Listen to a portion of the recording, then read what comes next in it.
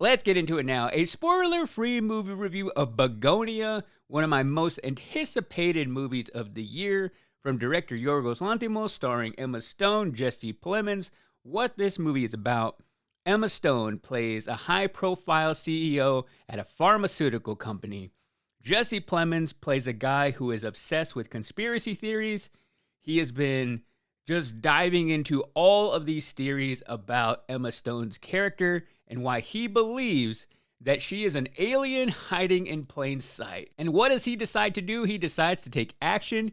He, along with his cousin, capture Emma Stone at the beginning of the movie and then hold her hostage. The movie is adapted from a 2003 movie from South Korea called Save the Green Planet, and that's really all you need to know. This movie was truly something special, and sometimes I'm guarded a little bit when talking about a movie that I love so much because I worry about overhyping it to you. This is the case. I'm going to tell you right now, I am going to overhype the crap out of this movie because I loved it so much. Great movies suspend you in time and make you feel truly like you have escaped this world that we are living in. Just so happens to be a movie about somebody being accused of being an alien and wanting to contact their mothership. But that is truly something so special. If you just think about what watching a movie is, which I've had a really weird just realization as everything's gone to digital, you're really just watching a file being put on the screen. Although in this case, we saw it at the Belcourt here in Nashville on 35 millimeters. So I did get that level of warmth to it. I love that right at the beginning of the movie, you see that little circle in the right corner of the screen wherever they put that film reel on. So it did have that level of warmth to it, seeing it in 35 millimeters, which I would highly recommend. You get all those rich colors, and I think with the Yorgos Lanthimos movie, that really benefits from it. But when you just think about what watching a movie is you're sitting in front of a screen and you're having information put into your eyeballs. It is very rare to be sitting in that seat, having that process done, where you truly feel something that makes you question your morals. And I was talking about earlier how I've been going through this thing recently where I start to feel for the bad person in the movie. I don't want to call them villains because I don't think they're always villains, but Jesse Plemons' character is an anti-hero. And throughout this movie, it will have you questioning who you believe and who you are rooting for. And I found myself feeling very empathetic towards his character, learning all the details about why he is doing this, that I started rooting for him. But then I thought, if this happened in the real world, I would not be rooting for this guy. And the question this movie raises, is Jesse Plemons' character a madman? Or is he somebody that is seeing something that nobody else can see? And then you have Emma Stone, who did nothing wrong. She's just a high-profile CEO. Some people have problems with those types of people because of how rich she is, because in order to get to that level of power, you probably have to do some shady things. Very rarely you don't, but in this case, you get to know her character, and then suddenly she is being kidnapped. So she did nothing wrong, but I also found myself rooting for him more, rooting for her more. It'll have you just questioning your entire reality when it comes to who is in the right here, who is in the wrong. Do you believe that she is an alien like Jesse Plemons' character thinks that she is? Or is he somebody who has just been in this echo chamber that is a result of him spending so much time online, reading all these theories, only having the negative thoughts in his head reinforced, therefore making it build up so much in his head that he thought kidnapping a CEO was actually the right thing to do because he's just trying to save the world. When it comes to Yorgos Lanthimos movies, he is a director that is an acquired taste, but his movies feel so authentically him. And I think of his most recent movies, this is the most easily digestible, where I couldn't really recommend you a Poor Things unless you're into really weird movies with a lot of nudity. Kinds of Kindness was even a bit of a hard sell on me. My introduction to him was back with The Lobster. I didn't entirely love that one, but then when I saw The Favorite, I was like, okay, I understand this guy now, I get it, which he has been working with Emma Stone now for a while, so I feel like there is a lot of trust there.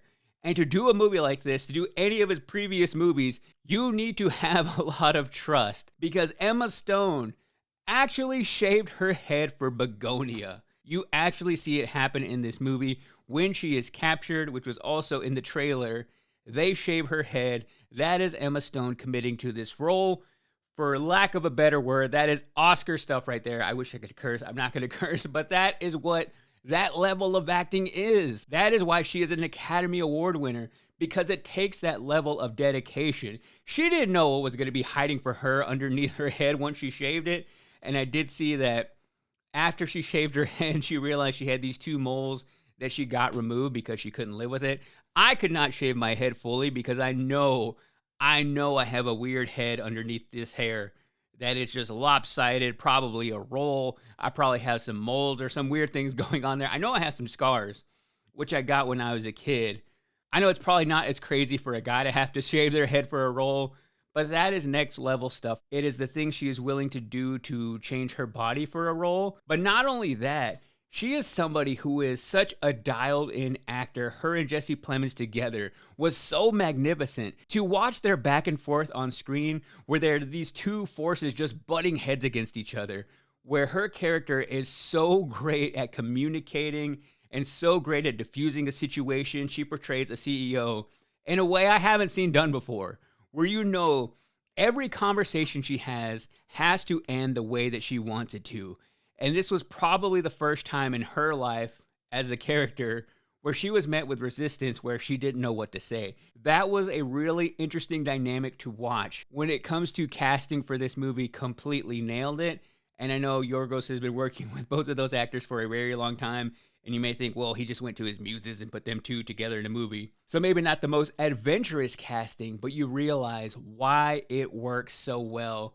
Because they were just having these conversations and it felt like you were watching a bomb go off. And quite possibly one of the most surprising things is that Bugonia didn't have any crazy nudity. And that is quite the accomplishment coming off of Poor Things and Kinds of Kindness, which was loaded, chock full of it.